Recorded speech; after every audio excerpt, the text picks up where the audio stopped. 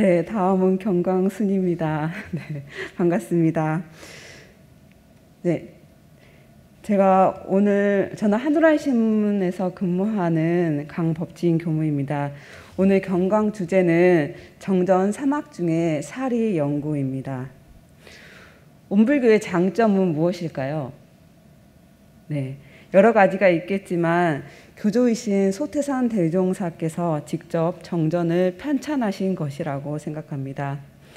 대종사께서는 열반을 앞두고 제자들에게 나의 일생 포부와 경륜이 그 대오는 이 한 권에 거의 표현되어 있으니 삼가 받아가져서 말로 배우고 몸으로 실행하고 마음으로 증득하여 이 법이 후세 만대의 길이 전하게 하라고 하십니다.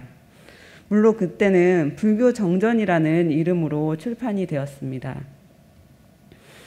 소태산 대종사께서 직접 편찬하신 정전에는 교리의 대강뿐 아니라 그 수행법까지 자세히 밝혀져 있습니다.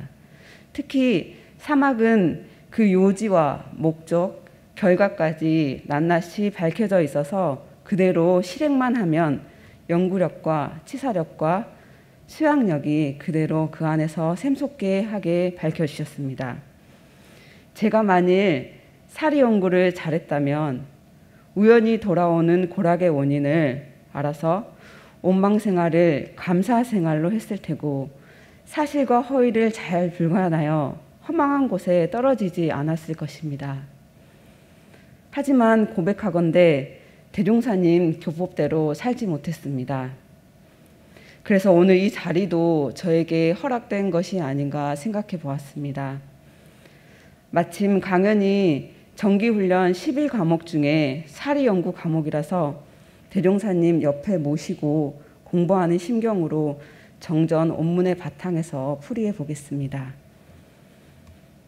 우선 사리연구의 요지를 살펴볼까요? 사라함은 인간의 12이해를 이름이요 이라함은 천조의 대소유무를 이름이라고 하셨습니다. 여기에 대종사님께서 12이해에 대해서는 자세히 설명하지 않으셨습니다. 인간이라면 누구나 12이해 속에서 살아간다는 뜻을 내포하고 있기 때문이라고 생각합니다. 대신에 대소유무에 대해서는 자세히 밝혀주셨는데요. 대라함은 우주만유의 본체를 이름이고 소라함은 만상이 형형색색으로 구별되어 있음을 이름한다고 하였고 유무라함은 천지의 추나추동과 사시순환, 추나추동이 사시순환이죠. 추나추동 사시순환과 통근으로 상설과 만물의 생로병사와 흥망성쇠의 변태를 이름이라고 말씀하셨습니다. 대소유무라는 사자성어가 그 표준 대국어 사전에 나와 있을까요? 없습니다. 대소유무는 온불교 대사전에만 나와 있습니다. 대종사께서 인간과 우주 자연의 원리를 공부하고 큰 깨달음을 얻고 보니 우주 만물이 대소유무로 형성되어 있고 유정물이든 무정물이든 이 이치에 벗어남이 없다는 것을 알으셨습니다. 그렇다고 한다면 사람이 태어나서 살아가면서 일의 12이해만 밝히고 천조의 대소유무를 모르고 산다면 그 생활이 어떻겠습니까? 사리연구는 인간의 12이해와 천조의 대소유무를 함께 연마하고 공부하여 생활의 균형을 맞춰가자는 뜻입니다. 그러면 사리연구는 왜 해야 할까요? 데카르트는 이렇게 말했습니다. 나는 생각한다. 그러므로 나는 존재한다. 굉장히 매력적인 말이죠. 학부 시절에 온불교학을 전공하는 예비 교무주 중에는 철학을 복수 전공으로 하는 선배 후배들도 많이 있었습니다. 그걸 보면서 저는 철학에서 말하는 사유와 대종사님께서 말씀하시는 사리 연구가 무슨 차이가 있을까 연마해 본 때가 있었습니다. 그때 제 생각은 그랬습니다. 대종사님께서 밝힌 사리 연구는 사유 세계뿐만 아니라 마음 세계까지 확장시켜서 우리로 하여금 고해에서 낙원으로 인도하게 가게 하려고 하는 목적이 있구나라고 생각을 했습니다. 연구만 하고 실생활에서 활용하지 못한다고 하면 열매 없는 가지만 무성한 나무라고 생각합니다. 그래서 대종사님께서는 사리 연구의 목적에 너무나도 자세히 설명하고 계십니다. 이 세상은 대소유무의 이치로서 건설되고 12의 이해의 일로서 운전해 가나니 세상이 넓은 만큼 이치의 종류도 수가 없고 인간이 많은 만큼 일의 종류도 한이 없나니라. 세상이 넓은 만큼 이치의 종류도 수가 없다는 말은 무슨 말일까요? 우주의 본체 자리인 대자리는 변함이 없습니다. 하지만 그 외 소의 자리, 유무의 자리는 끊임없이 변화한다는 것을 말하고 있습니다. 때문에 시대를 따라 학문을 준비하라고 하셨고 응응의 행세를 모아서 미리 연마하라 하셨고 지자를 스승 삼아서 배우기를 즐겨하라고 하셨습니다. 사실 저 80년생인데 80년생인 저도 MZ세대들이 즐기는 메타버스에 대해서 잘 모릅니다. 이게 호기심은 있지만 즐기기까지는 이게 천양지차더라고요.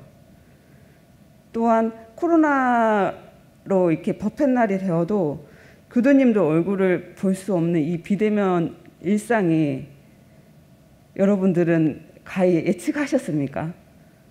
그 이상기후로 폭염과 장마가 장기화되고 식량 부족이 현실화되는 지구의 미래, 지금 온전히 받아들이고 계시는가요? 바로 코앞에 다가온 문명의 위기가 과연 우연히 돌아오는 고락일까요? 우리가 지어서 받은 고락일까요? 우연히 받는 고락이 아니라면 우리는 어떻게 살아야 할까요?